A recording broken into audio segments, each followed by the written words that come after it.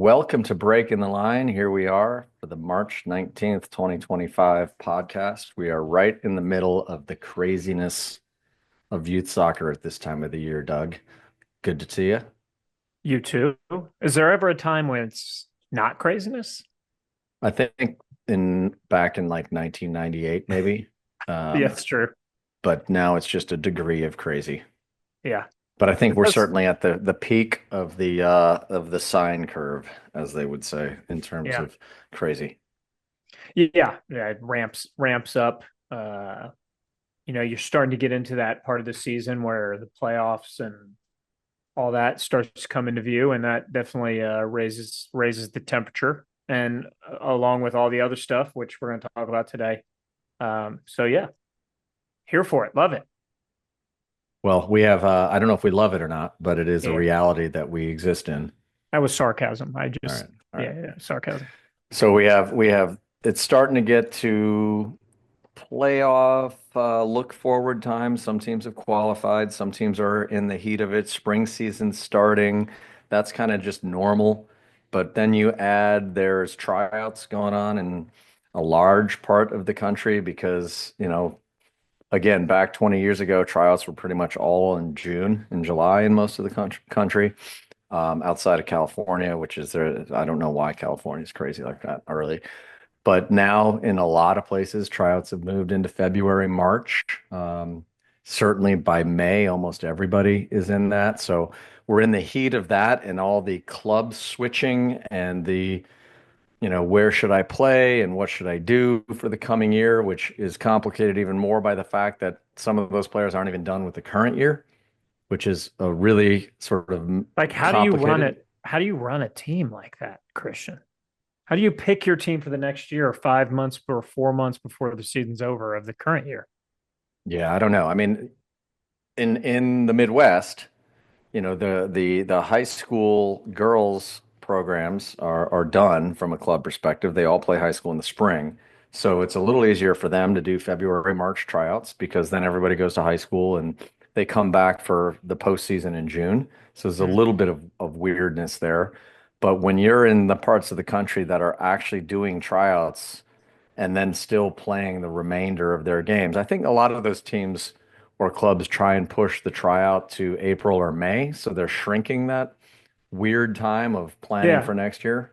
here it's that way, right? Where I feel like it used to be in June we would do tryouts and everybody's generally done, so you didn't have the obvious, weirdness of that. And now that the tryouts have all pushed to May 1st, so you may still have games to play and all that kind of stuff, which creates an interesting dynamic, and also has made us look at how we just set up our season and where we go and what when we play. But it's a weird deal. It's like,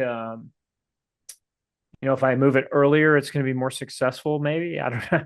I don't Yeah, I know. was trying to It's the think about theory. why it Yeah, moved this way, and I think part of it is planning, right? Is that as soccer clubs have become more sophisticated and bigger, it's like anything. When it's bigger, you need processes.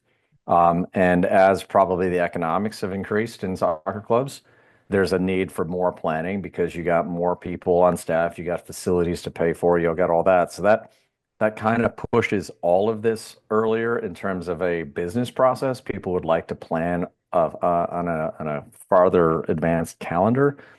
But the other thing I think, and this probably goes back to, the seismic shift that was created with the Development Academy in 2007, is it kind of broke the USYS monopoly, which one of the positives of that monopoly, and there were many negatives, but one of which was a more uniform calendar and competition season. So everybody kind of pushed towards the end. But when that broke, and then you had different competitions for different clubs and different teams, I think to your point, people did try and start to move things earlier because they could, and they started making decisions that were, in their interest, and I don't mean that in a negative way, but in their interest to say, hey, if I can do tryouts at this point, it gives me a better stability and security for my club than waiting, a month later. yeah, And maybe there's been a little creep that's just come earlier and earlier. yeah. I think that's all great points. Yeah, I mean, I uh, without sounding too high and mighty, I would always advocate for doing things in the best interests of the players, but there are obviously other things in play there that you made, the points that you made. Um, you Well, and know, by the way, the other complicated point to this is, and this will, maybe pivot to the main topic for today, which is leagues. But the other point to this is that players and parents have choices to make about which club they want to be in. And well, everybody, let's just start with the operating presumption that people try and do the right thing or try and do what they think is right and best. But there are people that come to tryouts, but they don't accept a spot on the team, yeah, even if offered. There are people that accept spots and then decline them when they get a better offer 7 days later. There's people that don't accept spots for a long time, hoping for something different and then may come back later. So when you're talking about putting together teams, it's really, really hard yeah, because you're dealing with shifting sands. Even if everybody was on, and this is true, even if every club was on the same calendar of tryouts, and it might actually be worse if that was the case, because then everybody would be dealing with all of this at the same time. Um, so it is a very difficult process to put together teams for clubs and coaches and then also for players and parents who have to decide where they want to be. yeah, sure, no, no Can question. No, players shop around like that, try out for different clubs, and then basically take whatever offer, quote unquote, offer they want? Well, that's a good question, Jacob. I will say it this way. Some places, if you go back to sort of the legacy USYS model, there was a date at which everybody could do tryouts. And so every club in the state did tryouts on the same days. And then there was a date at which everybody could make offers. And that sounds like that controls the chaos to some degree, but it not doesn't necessarily do that because what that means then is everybody's trying to run tryouts on the exact same dates, which means if you are a player who does want to see what else is out there, you can't because you have choices and limited time frames. And then if you're a parent or a player, you're generally going to get offers from every single club that you try out at all at the same time with all the same timelines. And I say that because, with the size of clubs now and the levels of teams, generally people are going to be offered somewhere, right? And so even when it was defined to a certain time or a 2 week period, there's some significant downsides to that. Now, you spread it out. Let's go to the opposite end of the continuum. So the example I just used was a very defined time period that applied to everybody. When you can have tryouts, when you can make offers, all that stuff. Now let's go to the other side of the continuum. No rules. You can have tryouts whenever you want. Well, the good part about that is that players can probably see every club they want to because they can pick and choose times. There's no constraint on the days at which they can do that or the time by which they have to make a decision. The negative on that model is that it could be just total chaos all year. Whenever something doesn't go your way, somebody wants to go explore the alternative. Whenever somebody's decided that this, I don't want to be here anymore, they just leave in the middle of the season and create a problem. So there's negatives that way from integrity, stability of the teams and the schedules and all that sort of stuff. The positive of no time constraint is that players have an easier time choosing. But you're still going to end up in the same spot, which is there's going to be people who say, "Hey, I got your this offer from this club, but I'm going to look and see if this club gives me a better offer," and then they're going to wait. And you can't criticize that. That's probably the behavior everybody goes through, and when they have choices, is decide what is best for them. But then that timeline starts pushing back on all the other players who may be waiting for offers or making decisions. I mean, Doug, you answer that in a different way? no, I no. I mean, I think it's incredibly difficult for clubs and players, um, especially if there are different timelines and things. And to your point, no rules means you can have a really disruptive, year among your team I mean, or worst case club. scenario, no rules could have a team implode in the middle of the season. Yeah, sure. Yeah, and that's you obviously don't want that. Um, you'd hate to say that probably generally doesn't happen. Right. Which is a good thing, but No, I agree with you. It's a complicated kind of dance, if you will. Well, Um, and I think our position, because our rules and the way we've tried to set it up, at least for the places we have some jurisdiction, is to try and identify a point at which tryouts and recruiting, for lack of a better word, can happen, where you protect a large chunk of the year so that there is stability and competition integrity and all that sort of stuff.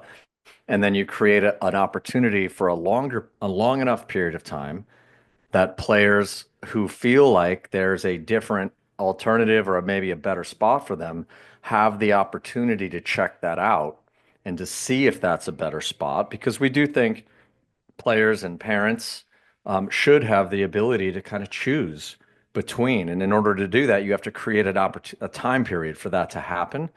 Now, well, I will say, I think we would both say, Doug, because it's the way the rules are written, we very, very affirmatively believe players deserve the choice of where to go because for all yeah, the absolutely, reasons. absolutely. And we don't need to go through all the reasons because they're clear, pretty obvious. At the same time, I think sometimes there's a feeling that, well, just because it's tryout period, I better go try out somewhere and, just stick my foot in the water, even if I'm happy, even if my club has been a pretty good experience. There gets to be some sort of weird social pressure that there are people that try out just to try out, or I think that creates even, additional instability. And then there is sort of on the far end of the continuum what I'll call the club hopper, which is the player that's on four clubs in 4 years, and usually that doesn't work out long term. No, I think there's obviously other things that are probably behind that.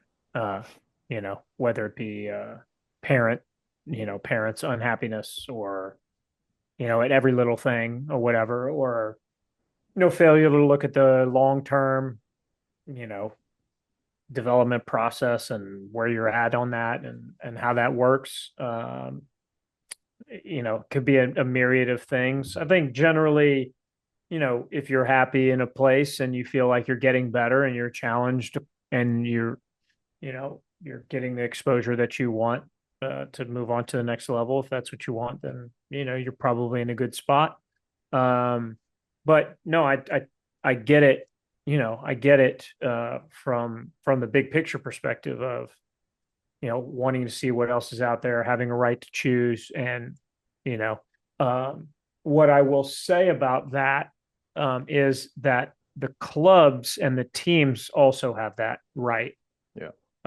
and sometimes that shouldn't be forgotten in this as well. So, um, but yeah, I mean, it is very kind of a wild, rush to form the teams and all that. I don't know, maybe you have. I don't know if I've heard anywhere of anyone that, has this nailed down to a No. science.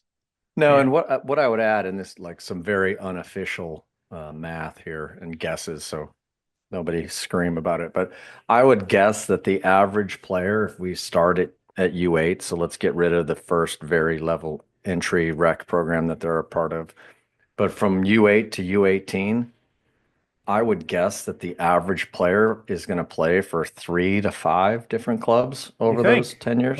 that many? Well, there's other factors that could be in that, whether they live in Well, the same place a yeah, long all the time. factors included, and maybe in some areas it's closer to 3. And by the way, again, it doesn't usually work out for somebody who's changing clubs every year because there's usually a reason that's more specific to the player than to the clubs.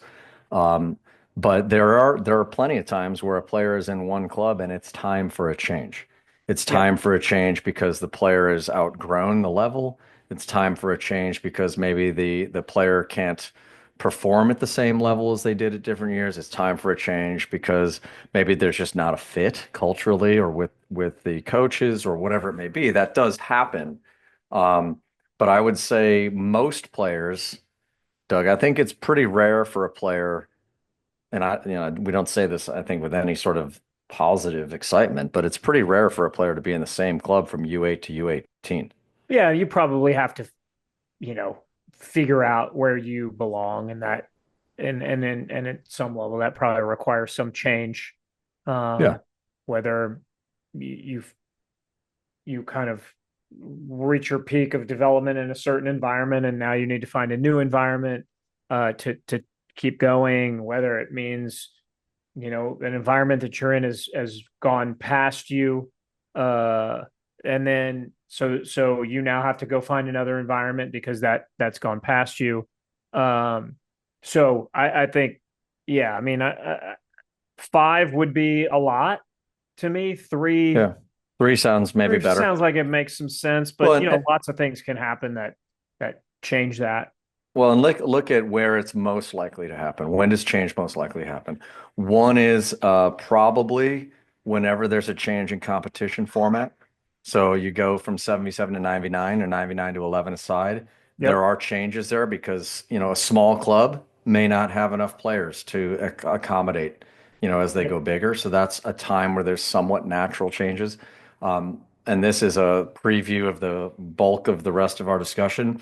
When you get into the 11-a-side age groups at U13 and you start to see, we've called the 13, 14 age kind of a sorting out where players decide how committed they are to soccer, what their aspiration level is.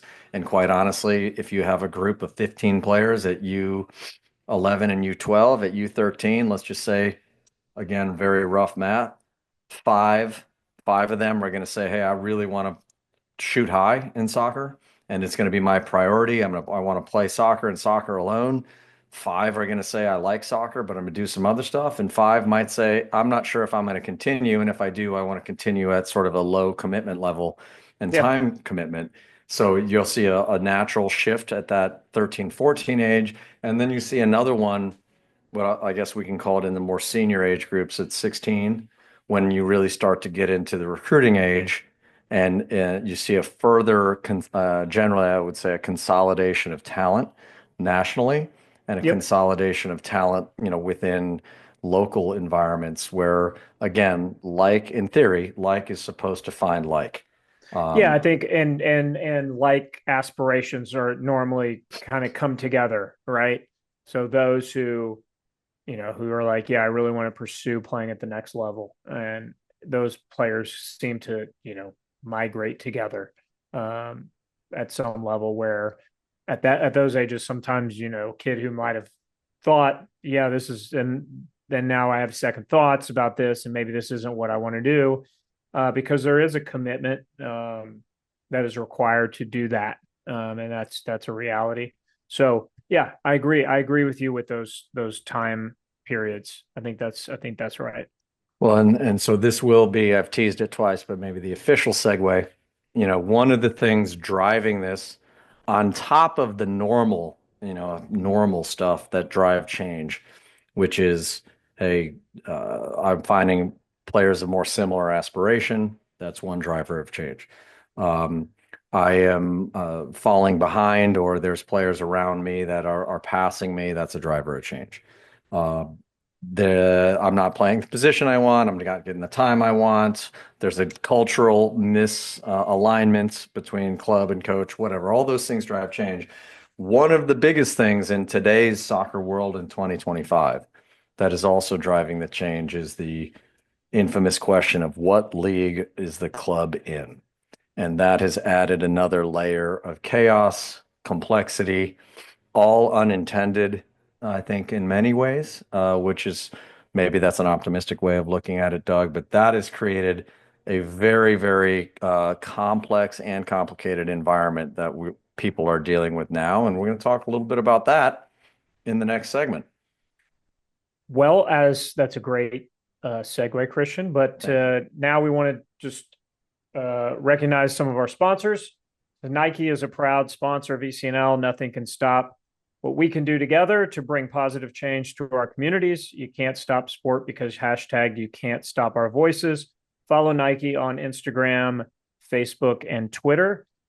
And did you know Mark Pro provides and the ECNL provides free recovery sessions? ECNL's partnered with Mark Pro, a staple for recovery in professional sports. Mark Pro is a unique, safe, portable e-stim device that feeds sore muscles and removes metabolic waste. Stop by the Zone at your next ECNL national event and meet with Mark Pro. So thanks to Nike and Mark Pro, partners of ECNL. There we go. One partner from back in the day and one partner that's relatively new.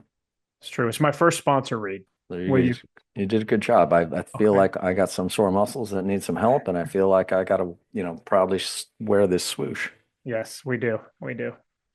We do. All right, All so right, let's get into this. This is going to be interesting. well, let's start with some facts, and facts about what has happened, and also some things specific to our platform. So, as everybody here knows, I'm assuming that the ECNL girls and boys have multiple levels of competition. The ECNL at the top, and the ECNL Regional League, which we refer to as the next level and of competition in the country.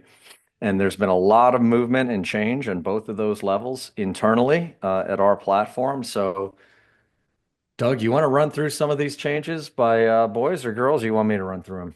Holy cow. Why don't you start and then I'll start. then All I'll right. So first, in the Northwest, one of the first announcements we made this period, and this sort of league change, club change time period starts in January. We try and wrap it up on our end by usually end of March, no later than April 1st, if possible. We'd love to end it earlier, but it's always difficult because there's a lot of variables outside of our control. But this time period of January, February, March is generally when all these decisions of promotions and changes and expansions are made. So for one of the first ones we announced was the ECNL Boys Far West Conference. So it was the actual promotion of a bunch of clubs in the Oregon area that had competed in the regional leagues, had done well, had had some of those teams come into some ECNL events and match up against ECNL teams and show well. So we took that in an area that geographically we were not that deep in, and added the Far West Conference for the boys. Secondly, we did a couple of promotions in the North Atlantic for the boys: Delaware FC, Philadelphia Ukrainians, PSA Monmouth, South Jersey East Barons, all promoted out of the RL into the ECNL. And then there were some other clubs throughout the country that were promoted in various places in Connecticut, AC Connecticut, Doral in Florida, East Coast, Missouri Rush, St. Louis Stars. There's Highlands FC. Kind of a cool story. Went through the tragedy of the hurricane up in Asheville and got back playing, and the club has been promoted out of the Carolinas RL into the ECNL. So that's on the boys side. On the girls side, California Odyssey in Northern California being promoted. I think that's announced today. And then Missouri Rush and West Side Alliance being promoted as well out of regional leagues in a couple different areas of the country. So want me to keep going on the boys side, Doug? Yeah, let's do all these and then we'll come back. All right, we'll do them all. So actually, I misspoke there. Regional League, we've also had a significant amount of changes. So we launched the Gulf Coast RL down in Louisiana, Mississippi. A bunch of clubs coming into the RL platform in an area that we did not have much of a presence. We added the Greater Michigan Alliance, which is deepening the league's impact with a bunch of the top clubs in Michigan coming into a regional league that, along with the Heartland and the GLA and some other leagues, comes together in a postseason.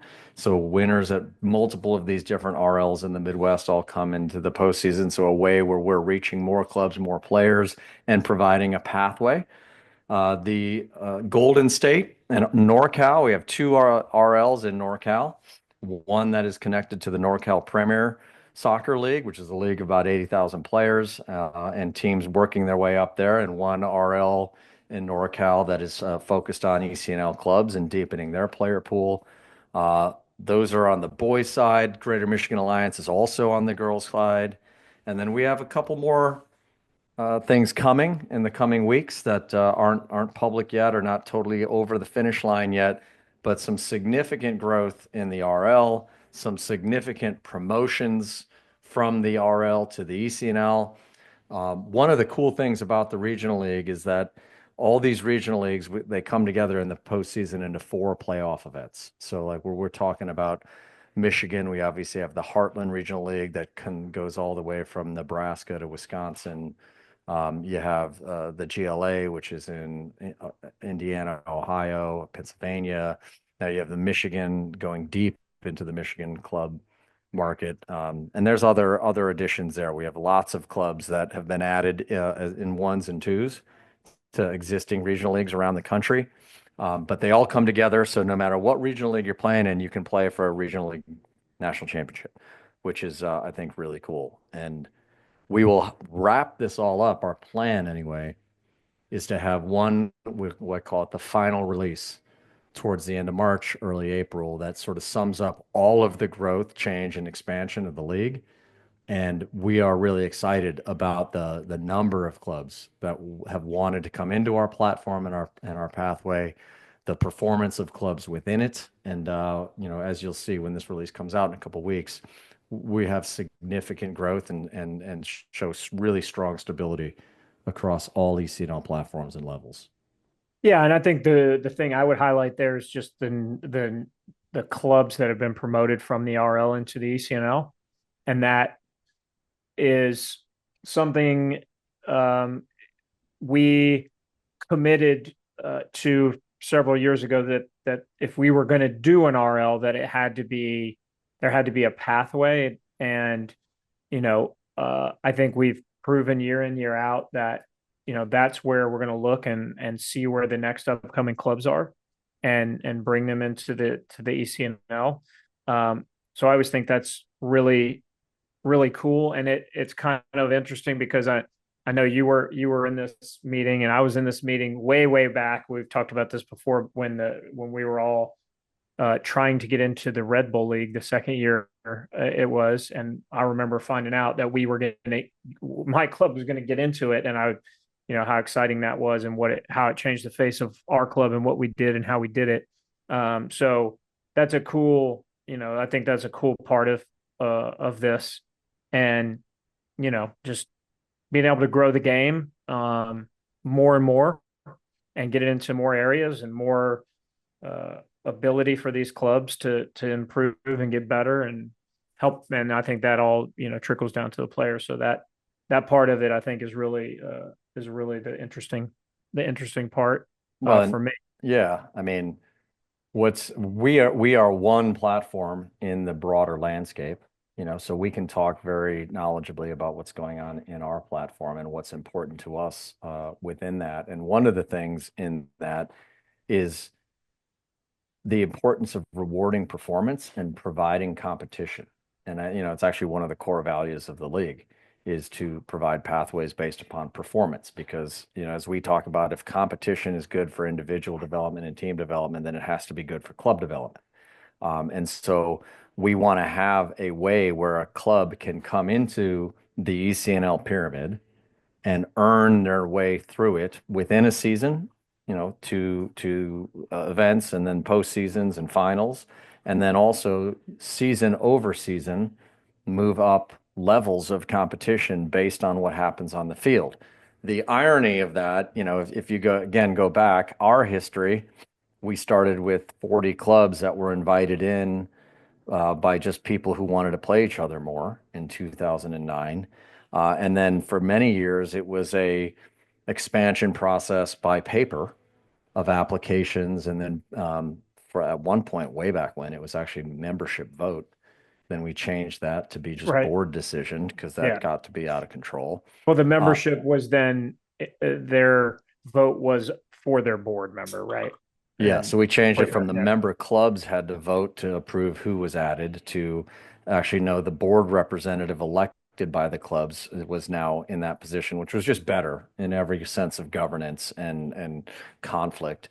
And then it got to a point, I don't know, 5 years ago or so, where we said this is becoming impossible to do in the same way, because looking at the resume of the 41st club joining the league was a heck of a lot easier than when we start looking at a league that is now, hundreds of clubs And when you have a landscape where so many clubs are competing in so many different things, and so we said we need to actually shift how we do this to something that is based upon a known level of competition and rewards performance in that on the field and in the standings and in where players end up, not just based on paper and resumes and that sort of stuff and developmental treatises and whatever else we've Yeah, been sent to. I mean, the reality though is we started the RL as a service to the clubs in the ECNLs for their second teams. I mean, that's how we started it.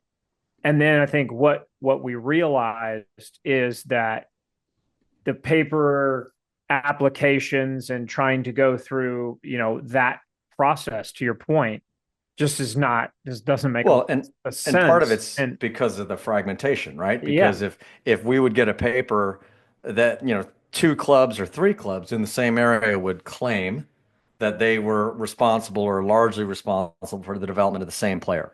And then you'd see game scores or events where people would say, well, we beat these guys at this event, but it would be the wrong team. It'd be a different level of team, or it'd be a game that one team was, playing with an intent to win, and another team was playing with an intent to get everybody, and maybe players that don't play a lot in other games competition. And so we started to look and say, how can we possibly judge these resumes when we can't even get a real clear answer as to was this actual game, did this game occur? Did the game yeah, matter? Was it actually the right team that they're referring to? And we said, what we need is we need to actually have a level of competition where we'll know because it's our competition. And that way we can look at things from an apples to apples perspective.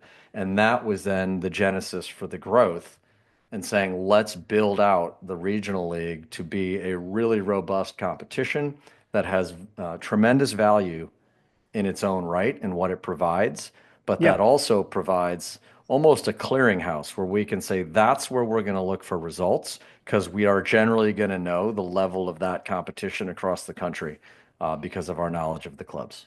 Yeah, and I think it's my question to you is, and I think it probably the answer is different when you talk about boys versus girls, but when you say, let's say on the girls side first, you generally know who the 50 best clubs are Yeah. or the 40 best clubs are, but club number 51 to 200, they look all pretty similar depending.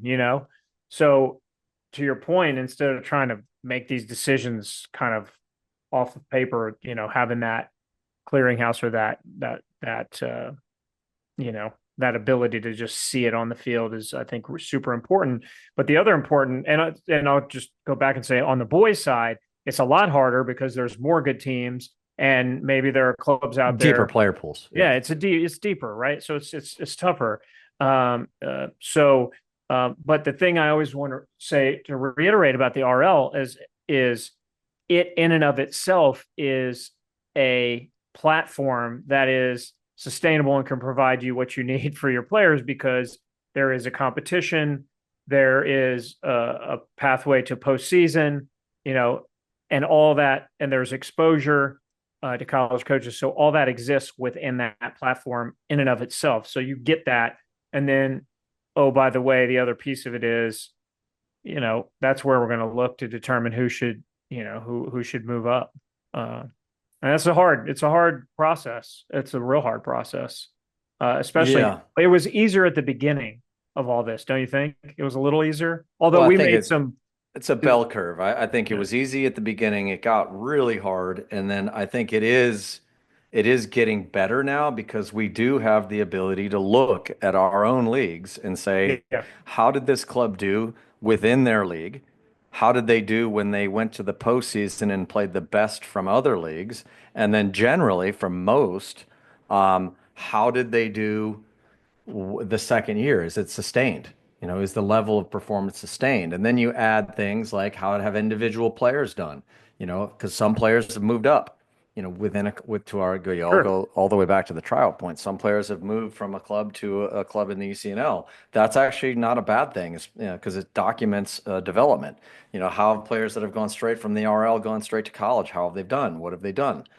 So all this stuff so back to my sort of parabola here, it was easy, then it got really hard, and I think it's getting a little more clear now because we can point to those things. And the irony in all of this is that as we are now focusing as much as we can, and I know somebody out there is, going to throw something at the computer saying, I disagree with you, um, which is fine. It's not my computer you're throwing something at. Um, as we have focused on that and doubled down on that, and I think the numbers speak for themselves. I mean, we're going to have 30 plus girls clubs promoted over the last 3 or 4 years. We're probably at 50 plus on the boys side. And some people have been moved down as, you find the right level within that as well. And that's not a bad thing necessarily. It's about finding the right level. Um, but as we are really focusing on that, the landscape continues to evolve and move. And right now we're in a spot where, in an attempt to grow a platform, some of the other national leagues are adding people all over the place at all sorts of different competitive levels that some of which are just not going to match up very well on the field. Where on the one hand, we're saying you have to prove this through the competition in the regional league because that helps to, give us a better confidence level on the decision, and it helps to stabilize a market, and that's good for everybody, player, parent, and club, if there's more clarity as to what level it is. But then there's, it's almost like history repeats itself because I'm sure USYS in 2009 would be very upset with the ECNL coming in and offering club spots in this new league and saying why that this is disrupting the status quo. Now we are the one that is being disrupted by the significant, I call it carpet bombing, of additional new franchises everywhere in these other leagues. The difference being, I think we just look at it and say we're pretty clear about what we want to do, what we believe in, and what we're trying to accomplish for the sport, for our league, and for the clubs in it. So it's not exactly the same, but it is definitely the biggest question right now that a lot of these clubs are facing from parents is what league are you in? And the biggest question some of them are trying to answer is what league should I be in? Yeah. Uh, Well, we know which league we just should be in. don't lie when you talk about that. And I think it's, this is where I struggle. And it's and again, I'm, not trying to seem high and mighty, but I think I think it's one thing to say, here is what we believe in, and here is what we are doing to accomplish our mission, and these are our values, and this is why we believe in what we're doing and how we're doing it. To speak, no ill kind of will against anyone else. And I mean, this could go from a club or a league level, really.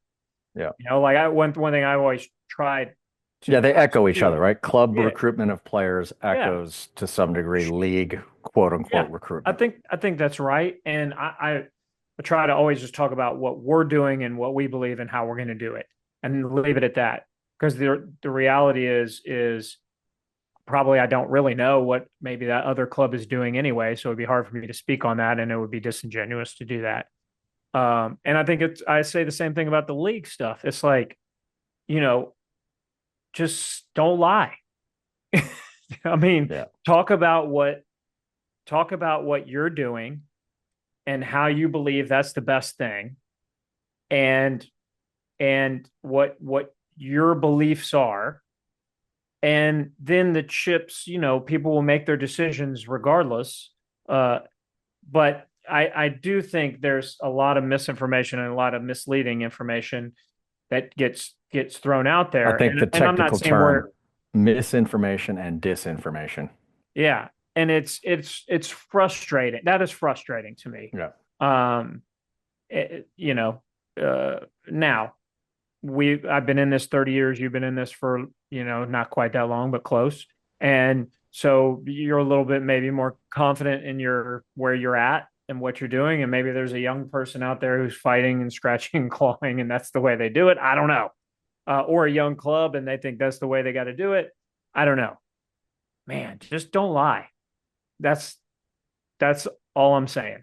Just believe in what you're doing, and the rest will take care of itself.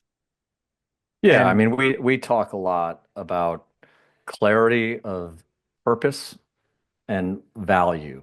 And um, I think if you don't have those things, one of the powers of vision and values is that it makes very difficult decisions easier. Because if you truly have a clear vision and clear values that define how you behave and how you look at the world, and you apply those metrics or those principles to a decision that is hard, almost always the decision becomes less hard. yeah, 100%. And so ultimately, where there is a huge challenge or hemming and hawing and stress, I would ask, well, is there clarity of vision and values in the club? And I also look at this from the perspective of the league, and because we have tough decisions to make in all sorts of areas, from resource allocation to structure and whatever, and we have to have vision and values that are clear to help us in that regard. And ultimately, and I think this is true in every industry, if you are clear in those and you do a good job, so you do what you say what you're going to do, then you do what you say, and you're aligned with what your values are, then you're going to be in a good spot.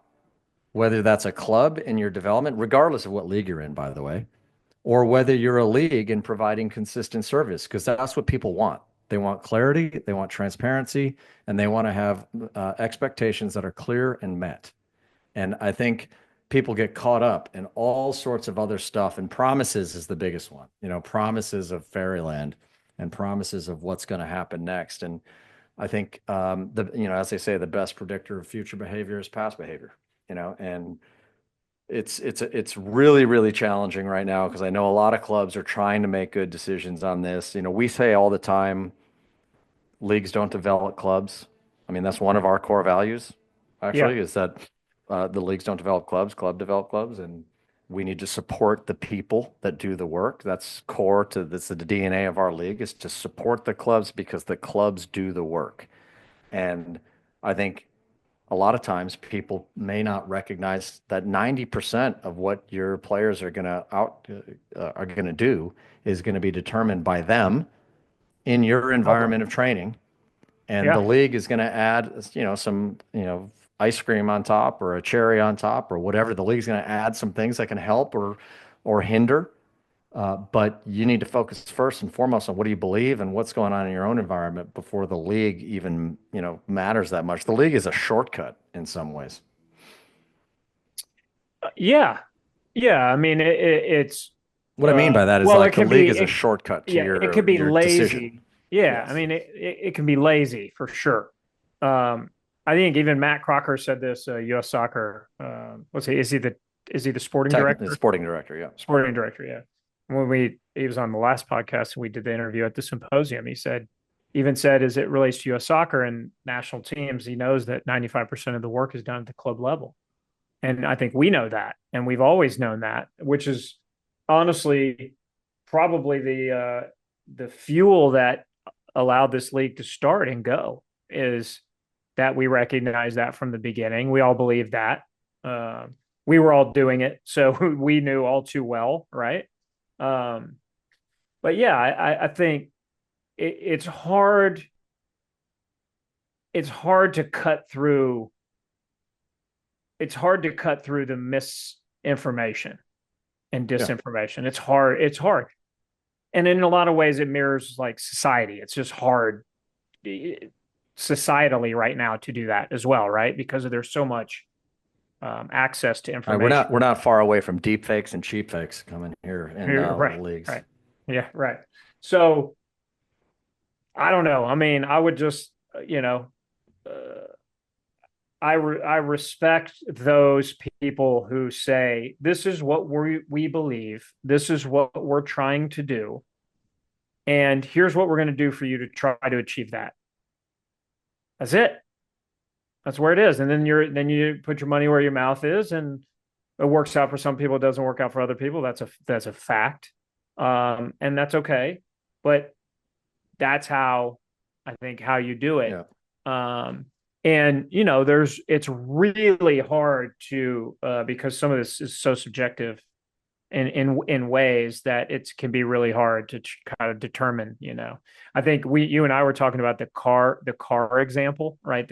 Yeah, well, You let's look let's at zoom out on this because that I think that's where you're going on this is in some ways indicative of an industry that is maturing. And I know some people don't hate to call youth sports an industry, but it is economically. well, it's a And $50 billion yeah, I industry or mean, something well, I don't know crazy where you like got the that. number, but if you add all sports together, you're probably right. Yeah.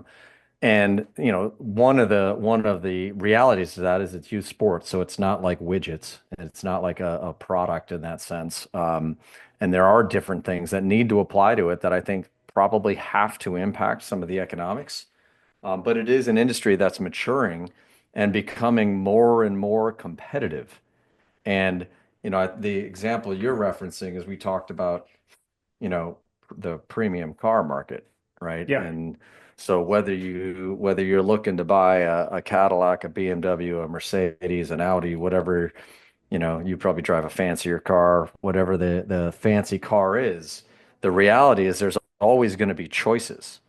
And the car manufacturers try and maximize the value of the product that they provide to capture market share, but there's always going to be choices. And that's what's happening in soccer is there's going to be more and more choices. And in general, in theory, choice of places to play is good for the consumer. We go all the way back to tryouts. It's good for players to be able to choose where do I think is the best place for me to develop? Where do I think is the best fit for me? That's a positive thing. And there are some people that say, well, that should exist at the club level. And it does, and it has forever. Now it's existing at the league level, and there's choices of leagues and where people want to go in that regard. And ultimately, I do think we would like to see a little bit more clear of a pathway of competition levels, which is, again, a league is a proxy for that, the various competition levels. So as players move up the pyramid, that it's the club choice of where to go is always there, but there's more clarity on what really is the top level of competition, because I think that's where the league argument right now makes it a little bit more difficult for the family and the player. But at the same time, there's going to be more and more choice, and we see that also in the mentality of clubs who, and I think, and I'll speak in generalities here. There is no club in the country in any market that has a right to have a bunch of players or to have the most players or the best players. Players are going to choose, and in a competitive marketplace with multiple good products or good clubs, you're always going to see players that find the other organization to be a better fit, no Yeah. matter what you do.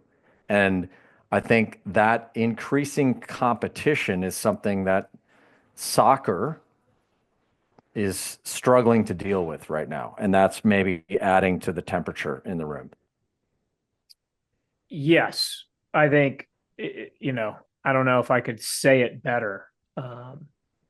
Everybody's fighting for the same, players, and maybe looking to these leagues to differentiate them in that fight for players. Yeah. Um, Well, on that note, like we go back to we said that it never really works out for the club hopper, right? right. And again, that doesn't mean that changing from one club to another is not a good thing and not something that needs to be done at times. And we went through periods where that is the case. But I think the same scenario, again, it echoes, is at the league level. There are times when clubs should make decisions to go to a different league. But if a club is constantly looking at the other options, and every year there's a new shiny acronym, that's probably not going to work out for the club, which we go back to again. What is the vision? What is matters to you from a values perspective? Find Yeah. that and stay there. Yeah. I mean, I think philosophical alignment is what it is. It's no different than if you work somewhere and you are aligned with them philosophically, then that's a good place to work, or Yeah. school, or choosing a school where you're aligned philosophically. When you become not aligned philosophically, then it's probably time for you to go. I think, we have to continue to do a great job of saying to people, this is what we believe and what we're trying to do. And we have to do that. So does everyone else. So does everyone else. And but it is it's very kind of a tough a tough place to be at But times. it's, well, before we continue on this, Doug Bracken, I think it's Yes, I do time for need a to read from one recognize of one our of our sponsors. sponsors, and that sponsor is soccer.com. Soccer.com is proud to partner with the ECNL to support the continued development of soccer in the U.S. at the highest levels. They've been delivering quality soccer equipment and apparel to players, fans, and coaches since 1984. I was a freshman in high school in 1984, I believe, Christian, or close to that. If you want to age me, nope. Eighth grade, eighth grade, seventh grade. For me in 1984, Yeah, I you was were not. I'm just saying I was I was 8 in years eighth old. grade. I was Yeah, 8 years old. I was in eighth grade. All right, but they're living and breathing the beautiful game. The goal at soccer.com is to inspire you to play better, cheer louder, and have more fun. Visit soccer.com today to check out our unmatched selection of gear, expert advice, and stories of greatness at every level of the game. Thank you to soccer.com for partnering with DCNL. Here's a question I had for you in all this, because honestly, when you and I got started, it was about tournaments. Do you feel like it was about getting into the tournaments? right showcase tournament? Yes. Yeah. And what changed? What changed to make it? What changed that made I mean, do you the think leagues the driving do you factor? think that what we did, or what the U.S. Development Academy did on the boys' side, was the driver of that? I think the biggest driver was the change from, fundamentally, USYS was a team-based competition. And as the sport grew, and everybody who throws things at a wall about what they don't like has to recognize sort of the evolution and growth that the sport has gone through as it's grown financially, as it's grown in participation, as it's grown in its infrastructure, and all in an opportunity, is that when club-based leagues became a thing, and they became a thing partially because the team-based promotion and team-based access to events was starting to create some bizarre incentives of how to win at a young age in order to ensure that you get into the right things, that then winning there gets you into the right things. And it was creating some weird incentives and things that were not going to probably help in development of players. But as soon as club-based things became a focus, I think that changed one variable. I think the next one was, and this, we didn't have this grand vision at the time. But I remember when we went to the first couple of years of the ECNL, we just took teams to existing events. Right. And Yep. instead of those events every year having to say, well, I hope everybody that I want applies so I can accept them. And then the teams having to say, well, I hope I get accepted by this event because it's a big part of our desired calendar. We went and said, hey, do you want 40 of the top clubs in the country at three We age groups so that we unionized. yeah, to some degree, Yeah. and said we can bring you 120 of the best teams in the country at U15, 16, and 17. Would you guarantee them all in and let us at least dictate who plays who? And we didn't even negotiate a discounted fee. We just said they'll pay you directly the full freight. We just want to control who plays who and the Yeah. scheduling. And that worked, right? And then all that, I think, was an eye-opening moment of like, well, wait a minute. if we can do this to somebody's event and bring them there, we can bring this to our own event and then control more things around it. Because I think one of the events we went to at the time, and we said, hey, well, can we sell a shirt? And they said no. And then Yeah. we said, well, that's a problem because, we want to get some branding out there. And, if Yeah. if we're going to bring all these teams and we can't get our brand out there, then we need to maybe look at our own event. But I think it was a combination of that, the shift from team-based to club-based, because that also then provided certain stability. And then, I think your comment of unionization, or at least collective bargaining to some degree, of saying let's all go somewhere. And as I say that, again, I'll go back to our values. Our first value is youth soccer should be led by youth soccer people, right? And I Right. think that was fundamentally behind that decision of saying, hey, all of us in a room, let's go do something together because we know what our clubs and our teams need and want, and let's go and create it. And so I think that's kind of what changed that. And you could make an argument that maybe to some degree, would American soccer in 2025, with more team-based competition and promotion, would it be in a better spot than team-based promotion and competition was in 2000? And I think you could probably say yes, because the coaching education is better. There's probably an average increase in just knowledge of the game from even the parent group.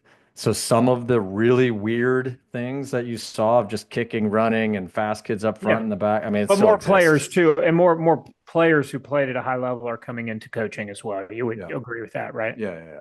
Yeah. So, Yeah. so some of these variables may change, now, but there's tremendous value to a club-based system as well, because that allows for the movement of the player up and down age groups easier, or up and down levels easier. It allows for more consistency of experience, and those things are all very good for player development. So, the game has shifted to a club-based model is driving the majority of decisions, and then that also then goes back to, okay, well, what league is my club in? Um, and then if we wrap it all the way back up with a bow, that's where we believe that providing a pathway for clubs to come in and then move their way up based on performance is really, really important, because competition is good for everybody. It doesn't mean that it's going to be simple. It doesn't mean that there's going to be overly bright lines at every step along the way, but it is sort of our attempt to match the benefits of competition with the benefits of stability of a club-based system. And ironically, now we are standing in that space very, very differently than, you go back, the change is happening now because if the Development Academy was the first big club-based national league, the ECNL was the second, right? Now there's four or five that are in some way attempting to be national leagues, or say they're national leagues, or have clubs in a variety of locations.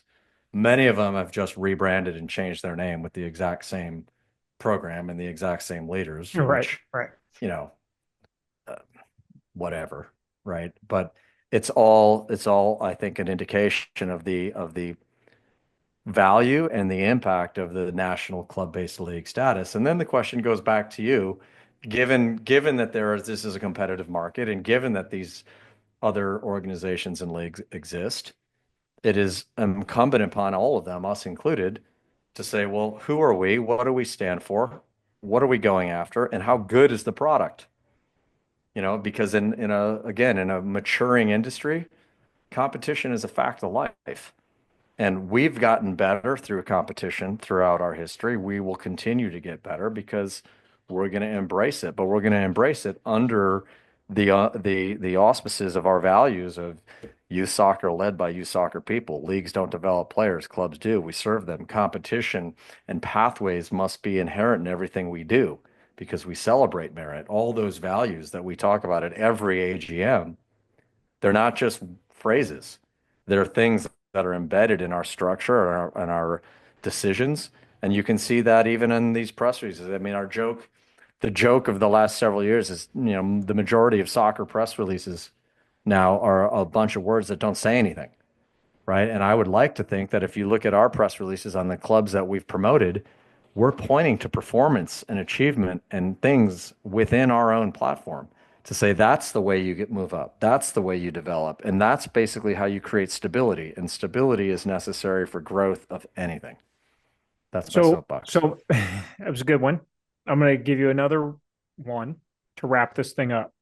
And that is, to me, I listened to you right there, and you're talking to the clubs. Now, let's talk to the player or the family who's trying to decide where they go. And that probably encompasses, the club they go to, and then the league and opportunities that that will be provided them. What do you say to them? I say it varies to some degree by age. I mean, the younger you go, the more important the coach is. The coach is always important, but the younger you go, the more that is the sole thing that is important. Um, but I think it's a similar thing that you have to find people of similar aspiration. So if you're a player who dreams of doing big things and has big goals, then you need to be around other players that are similar, and you need to be in an environment that has, I would say, some sort of track record of supporting that journey. Because anybody can talk about what they want to do. I think you should look to see, has this actually happened in this organization? And then, like anything else, I mean, we say soccer is a relationship business. Um, it's changing a little bit as various economic forces come in, but it's fundamentally a relationship business. And the relationship between the player and the coach and the club, you have to have a good sense for that. And if you go somewhere where you trust that the person has your best interest at heart in helping you achieve your goal, then that's where you should go. Because that's the one thing that you're going to have the most ability to measure in terms of, is this accurate and is this true? Because you can look at all sorts of, again, press releases, promises, statements, misinformation, disinformation at a league level. You can have a certain degree at the marketing level of a club.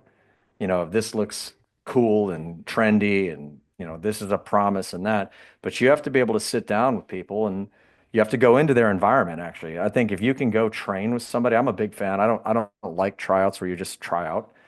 I like tryouts where kids come and they jump into training. So the player can see, what is a training actually like? How does the coach engage and talk? And then the coach and the club can see, how does this player respond to instruction? How do they respond to this environment, as opposed to, something where everybody sits back with their clipboard and their hands here, and it's sort of a sterile environment, but it doesn't. I think that doesn't let the player see what the environment is. So, none of those things, unfortunately, are bright lines, right? But I think league is a metric for ambition to some degree, and so that's good, right? You can say, hey, if a club is in the ECNL or the ECNL Regional League, they're aspiring to compete at the highest level that they can. That's going to require a certain amount of size, stability, resources. That's not going to tell you anything about the coaching and the environment, the values at that club, and the way they want to play or anything like that. You have to test that out yourself, and I think you can do that by feel better than you can do that by just listen to somebody talk. Does that make Yeah, sense? yeah. What would you say to It that? does it does bring up some other questions, but you know, but no, I agree. I always think you need to align your aspirations with those that are similar, Yeah. and you have to know what. It's interesting because we had this conversation at the dinner table the other night. It was about another topic, but where we talked about how you have to understand what you want and what you believe in, and you have to align yourself with people who have the same thought. And it doesn't mean you can't talk to other people, look at other things, but you have to know what your beliefs are and what your values are, and you have to align yourself with other people. So I agree with that. I think it's important to say that, to know what are you about and what are you going to do. And then if I say, well, this is what we're about and this is what we believe in. For example, if we're, as the ECNL, going to say we believe that youth soccer should be run by youth soccer people, then we have to put our money where our mouth is and do it. And which I Yeah. think we've done.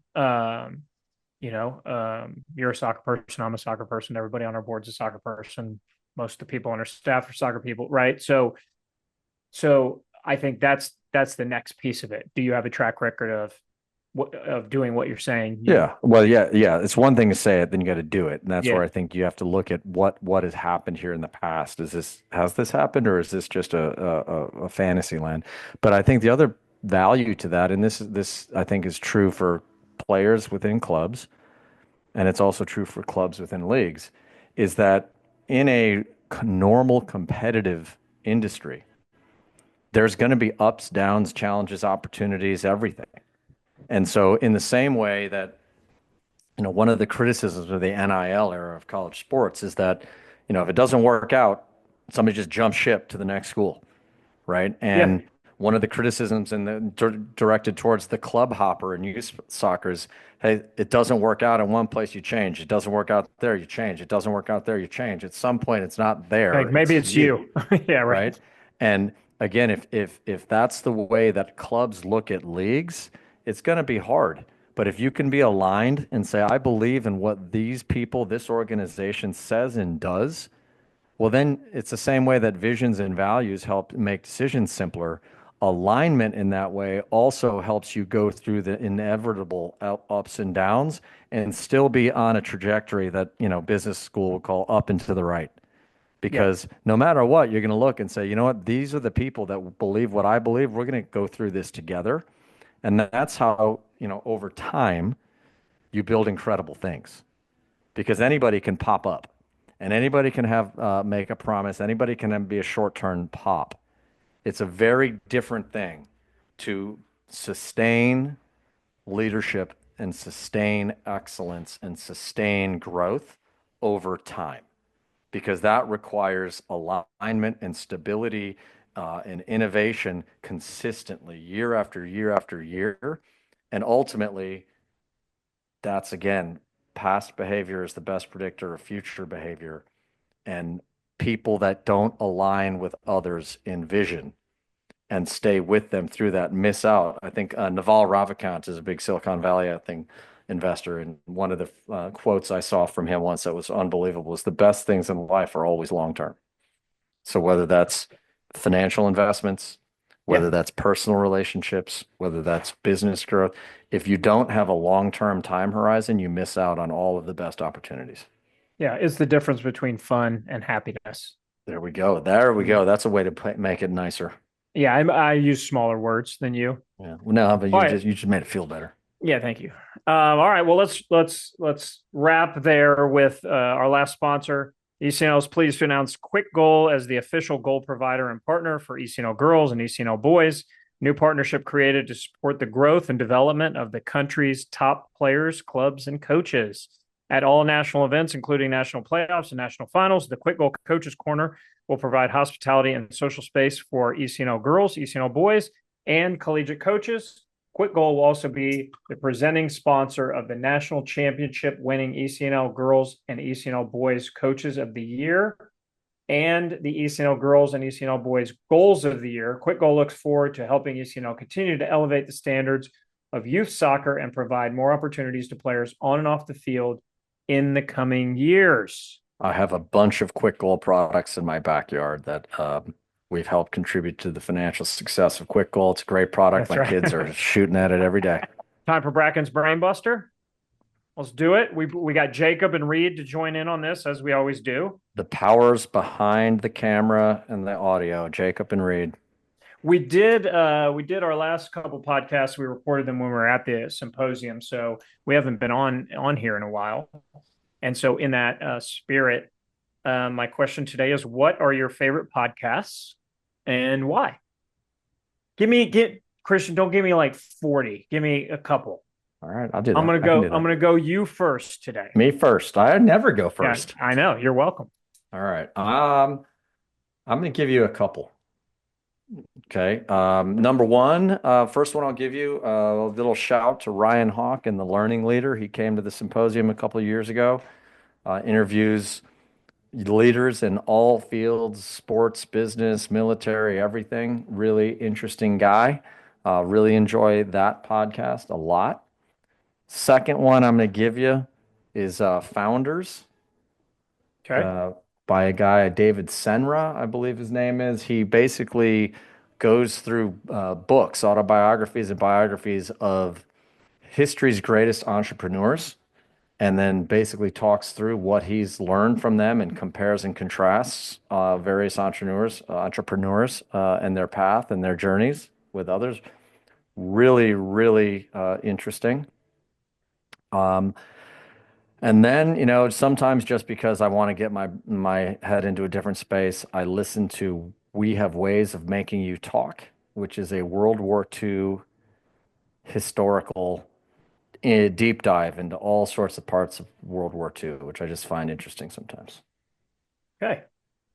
It's good. It's just going to challenge you two with your choices. We're going to go Age Before Beauty and go with Jacob. Well, that's a problem there because I have both age and beauty on read. Hey, there we That's go. true. That's true. We're on Reed, video you now. have a bright, So now long future. You're a time billionaire, as they say, Reed. A time billionaire. we're on We'll video see. now, so everybody knows. I'm gonna Come give find us on YouTube, people. Come find us on YouTube. you should. Yeah. I'm gonna give shouts to two podcasts that I really enjoy. One is Small Town Murder. It's a podcast that Laura and I listen to on our long drives whenever we have them, and it's about just like it says, murder cases from Isn't small there towns enough where negativity in the world, Jacob? You got to add more. well, it's run by two comedians, and they make fun of people who commit crimes and are stupid about it. And so it's really funny, and it's about these crimes that happen in towns of like 1,000 people. So I think they're really interesting, and they're like Right. 3 hours long. So you've got a long time to listen to them. And then the second is a music podcast called State of the Scene.